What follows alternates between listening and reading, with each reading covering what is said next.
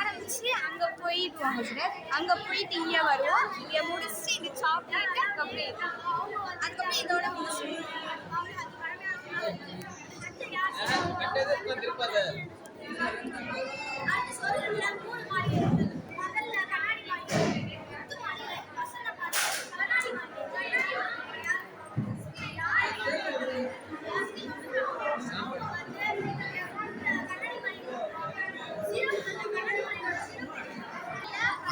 அஸ்ஸலாமு அலைக்கும் வரஹ்மத்துல்லாஹி வபரகாத்துஹு.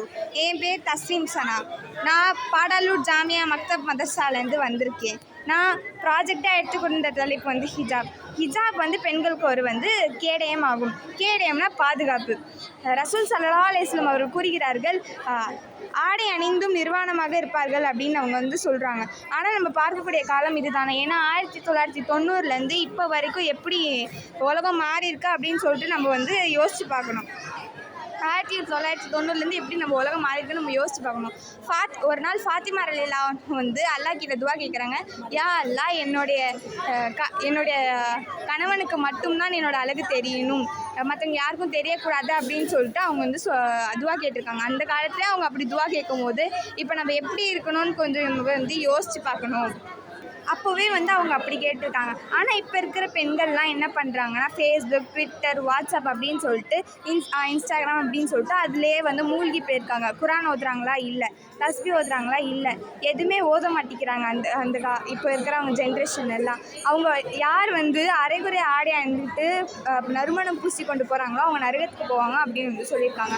ரசூல் ஸல்லல்லாஹு அலைஹி வஸல்லம் அவர் ஒரு நாள் விண்ணுலக பயணத்தில் இருக்கும்போது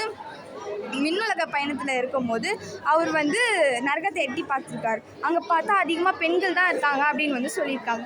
அப்போ நம்ம எப்படி தான் இருக்கணும் அப்படின்னு சொல்லிட்டு நம்ம யோசித்து பார்க்கணும். நம்ம ரொம்ப பாதுகாப்பாக இருக்கணும்னு அப்படின்னு சொல்லிட்டு நம்ம யோசித்து பார்க்கணும். நம்ம யோசித்து பார்க்கணும். இப்போ ஒரு சாக்லேட் ஒரு வித் கவர், வித்தவுட் கவர். இந்த சாக்லேட் கவரோடு இருக்கும் போது ரொம்ப பாதுகாப்பாக இருக்கும். ஆனால் சாக்லேட் கவரோடு இல்லாமல் இருக்கும் போது அது ஒரு மாதிரி பூச்சி புழு அந்த மாதிரிலாம் இருக்கும். அதனால நம்மளுக்கு ரொம்ப நம்ம எது விரும்புவோன்னா வித் கவர் தான். அதனால ஹிஜாப் போகிறது ஒரு சேஃப்டி அப்படின்னு சொல்லுவாங்க. தராசு ஒருத்தவங்க அவங்களோட ஆடையை நல்லா டீசெண்டாக அவங்க ஆடையை அணிஞ்சிருந்தாங்கன்னா அவங்களுக்கு கண்ணியம், பாதுகாப்பு அவங்களுக்கு அதெல்லாம் கிடைக்கும். ஆனால் அவங்களுக்கு பாதுகாப்பு கிடைக்கிறதுனால அந்த தராசு கனமாகும். இன்னொருத்தில் தராசு லேசாக்கு. ஏன்னா அவங்களுக்கு கண்ணியம் எதுவுமே கிடைக்கல. ஏன்னா அவங்க அரைகுறை ஆடை அணிட்டு நறுமணம் பூசி கொண்டு போகிற பெண்ணு.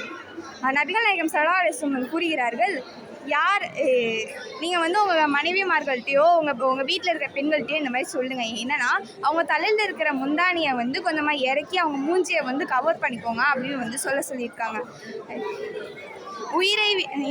உயிரை விட மானமே நமக்கு உயர்வானது. உயிரை விட மானமே நமக்கு உயர்வானது. என் உடலில் வெள்ளை உடை அணிவிக்கப்படும் போதுதான் இந்த கருப்பு உடை என் உடலை விட்டு நீங்கும். ஹிஜாப் எனது தேர்வு. அதுவே எனது பாதுகாப்பு. விலை மதிப்பிற்குரியது, எனக்கு பெருமை சேர்ப்பது. அரைகுறை ஆடை அணியும் எல்லா பெண்களுக்கும் இது ஒரு சமர்பானம். நன்றி. அஸ்ஸலாமு அலைக்கும் வரஹ்மத்துல்லாஹி வபரகாத்துஹு.